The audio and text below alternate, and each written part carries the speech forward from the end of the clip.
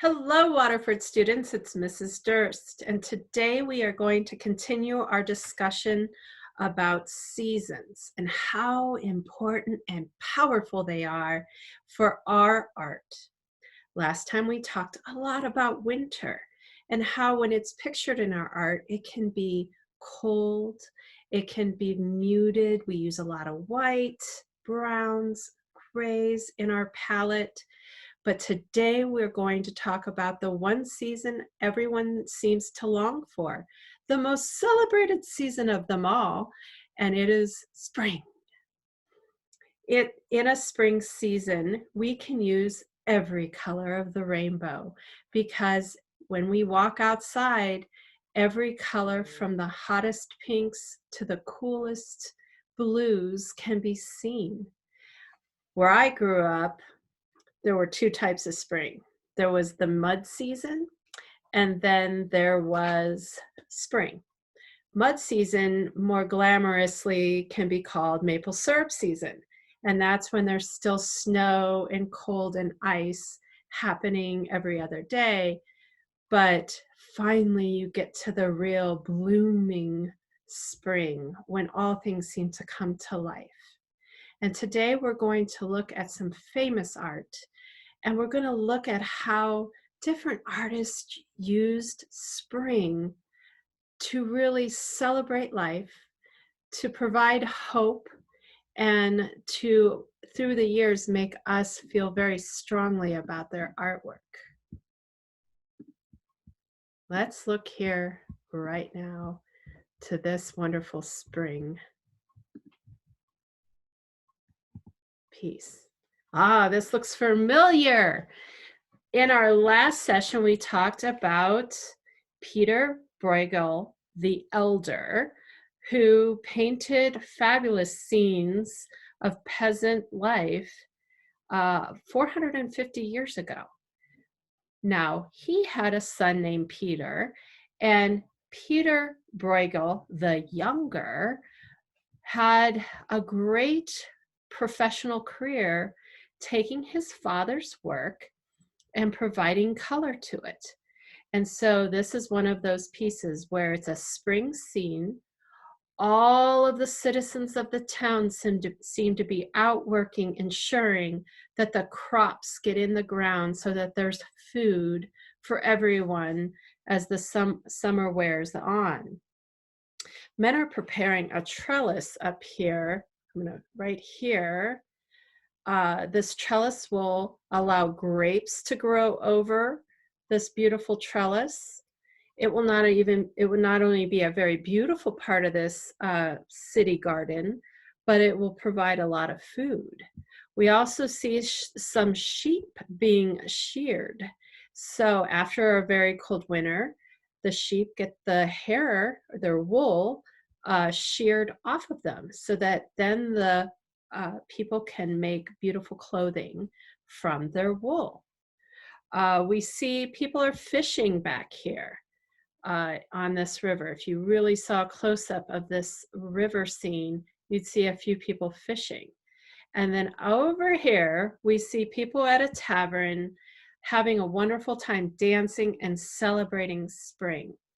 I want you to see the beautiful colors involved here. I see bright reds, bright yellows, beautiful greens. I love the green back here that almost has a bluish hue to it. And I love the pink here in this lady's frock. So there's a lot of spring happening, and it's a very happy scene, very busy.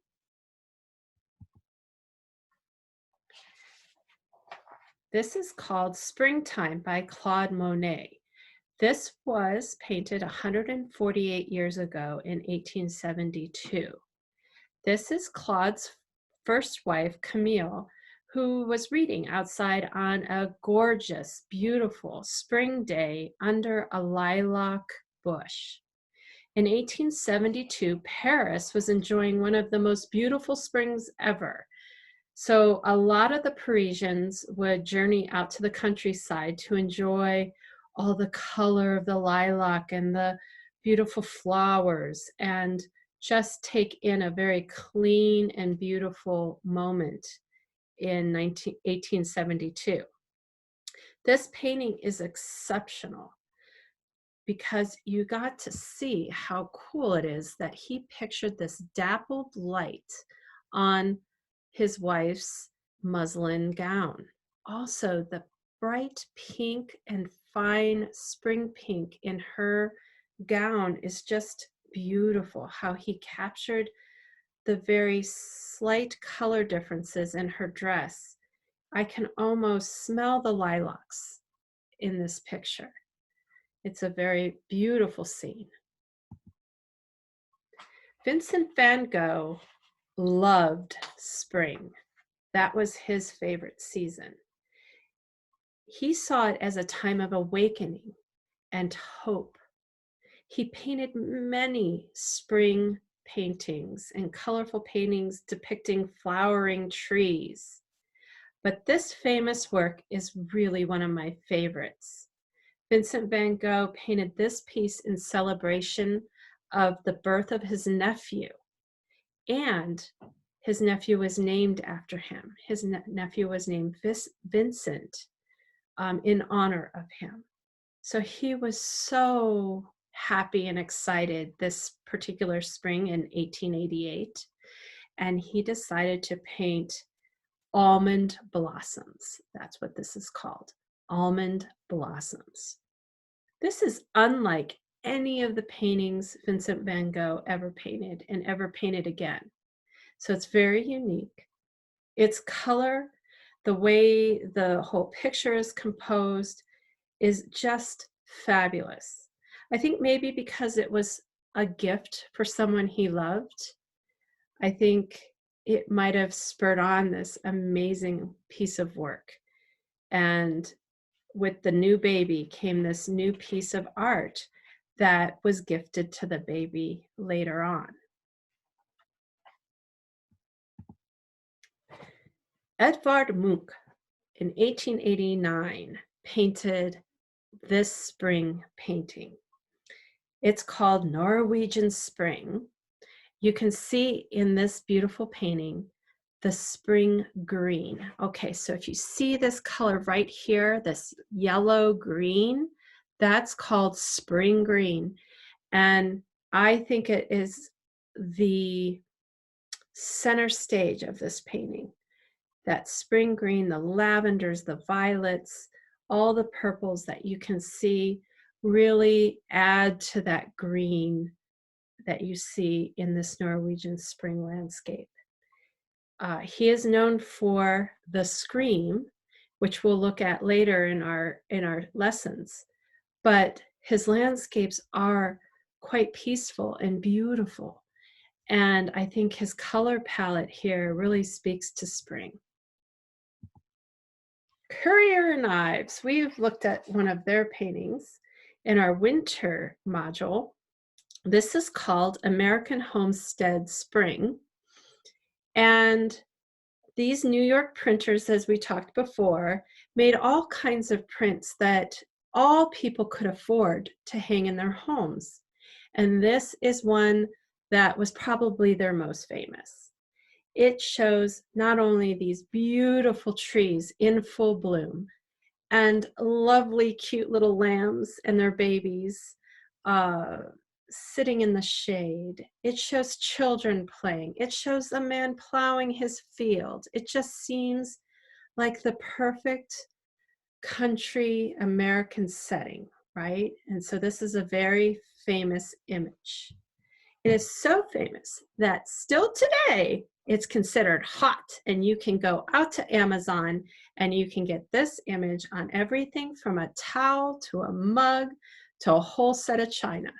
So you think about that, it's almost 200 years old, this image, and it's still something that we as Americans feel strongly about, and we can feel something akin to this beautiful picture.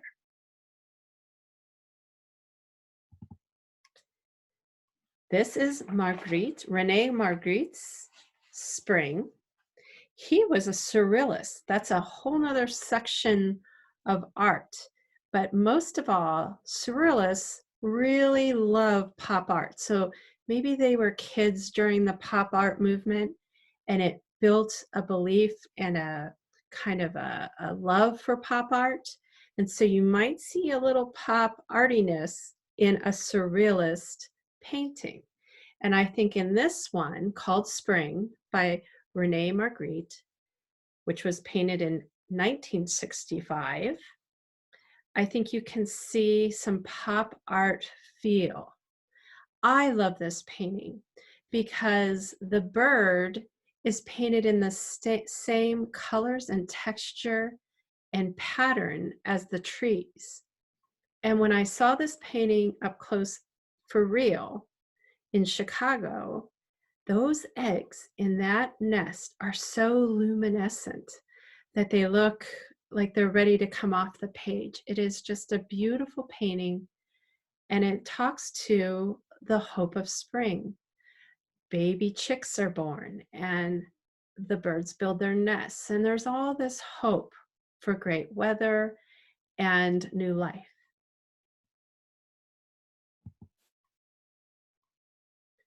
One of my favorites, as you know, is Charles Wysocki, and this one is called Quilts for Sale.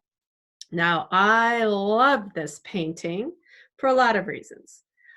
Where I went to college, the Amish, on a beautiful spring day, would hang up all their handmade quilts alongside the road, just like this.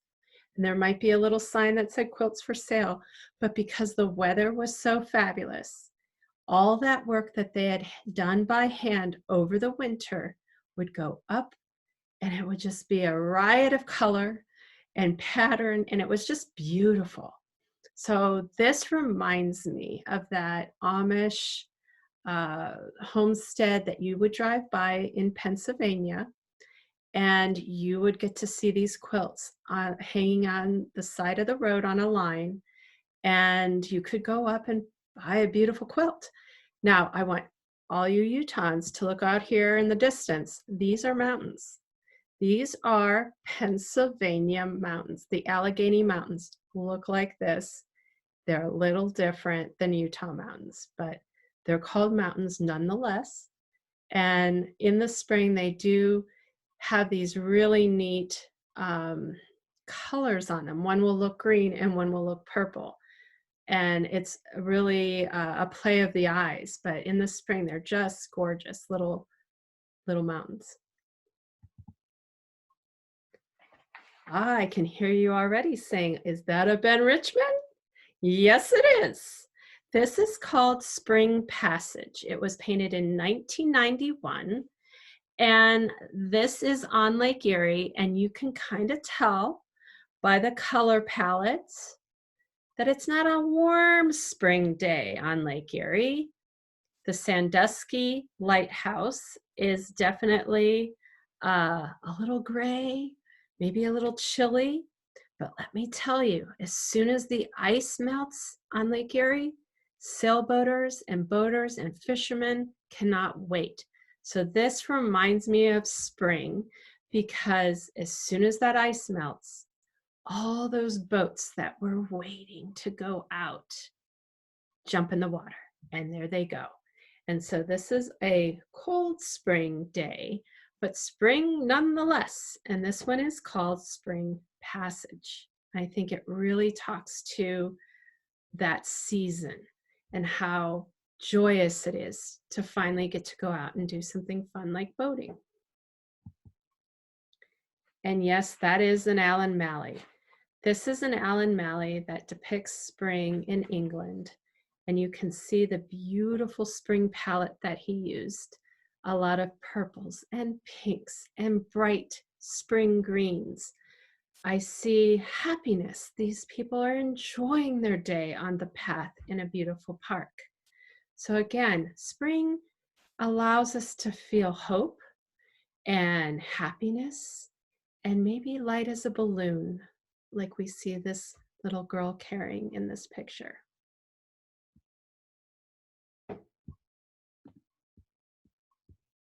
Thank you so much for sharing that art with me.